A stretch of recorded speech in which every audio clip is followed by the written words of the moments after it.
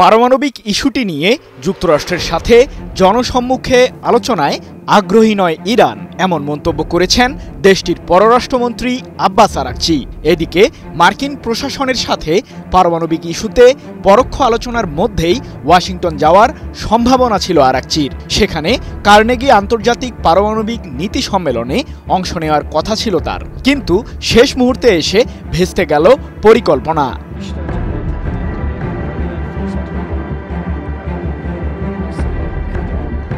পারমাণবিক অস্ত্রের ঝুঁকি নির্ণয় ও এর সমাধানের পথ খুঁজতে আন্তর্জাতিক পর্যায়ে আলোচনা আয়োজন করে আসছে Carnegie endowment for international piece নামে যুক্তরাষ্ট্রভিত্তিক একটি সংস্থা। ২১ ও ২২ এপ্রিল সে উদ্দেশ্যে একটি সম্মেলনের আয়োজন করে সংস্থাটি, যেখানে অংশ নেওয়ার কথা ছিল ইরানের পররাষ্ট্রমন্ত্রী আব্বাস আরাকচির। কিন্তু শেষ মুহূর্তে এসে সংস্থাটির পক্ষ থেকে জানানো হলো ভাষণের কাঠামোগত পরিবর্তনের কারণে বাতিল করা হয়েছে আরাকচির পারমাণবিক নীতি সংক্রান্ত ভাষণটি। তবে এর পেছনে যে ইসরায়েলের প্রধানমন্ত্রী বেনিয়ামিন নেতানিয়াহুর পরিকল্পিত চাপ রয়েছে সে বিষয়টি জানিয়েছে মধ্যপ্রাচ্য ভিত্তিক সংবাদ মাধ্যম মেহের নিউজ এজেন্সি। ২২ এপ্রিল এক প্রতিবেদনে বিষয়টি নিশ্চিত করে সংবাদ মাধ্যমটি।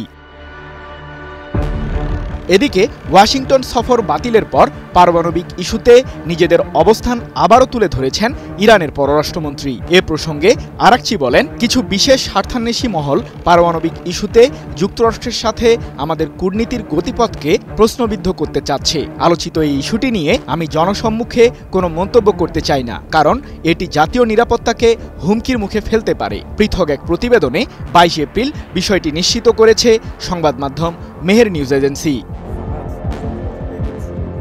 এর আগে গত ১২ এপ্রিল ওমানের রাজধানী মাস্কাটে প্রথম দফার পরোক্ষ আলোচনায় বসে যুক্তরাষ্ট্র ও ইরান, যেখানে তেহরানের পারমাণবিক ইস্যুটি নিয়ে বিস্তারিত আলোচনা করে দুই দেশ।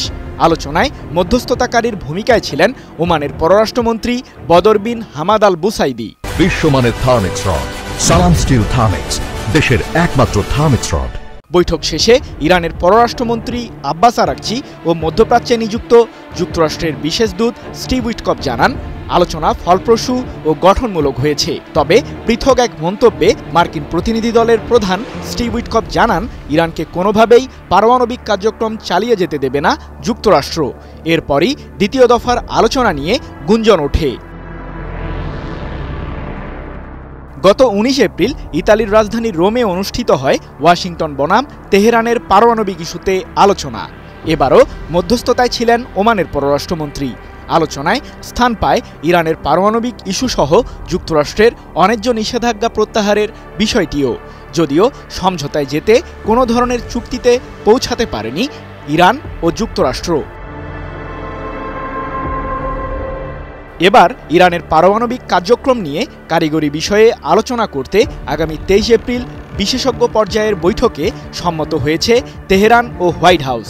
ওমানেই অনুষ্ঠিত হবে এই আলোচনা। বিশেষজ্ঞ পর্যায়ের এই সভার ফলাফল মূল্যায়ন করতে এবং সে অনুযায়ী চুক্তিতে যেতে আবারও তৃতীয় দফায় আলোচনায় বসবেন ইরানের পররাষ্ট্রমন্ত্রী আরাকচি ও মার্কিন বিশেষ দূত স্টিভ উইটকফ। আগামী ২৬ এপ্রিল ওমানেই তৃতীয় দফার আলোচনা আয়োজনের কথা রয়েছে।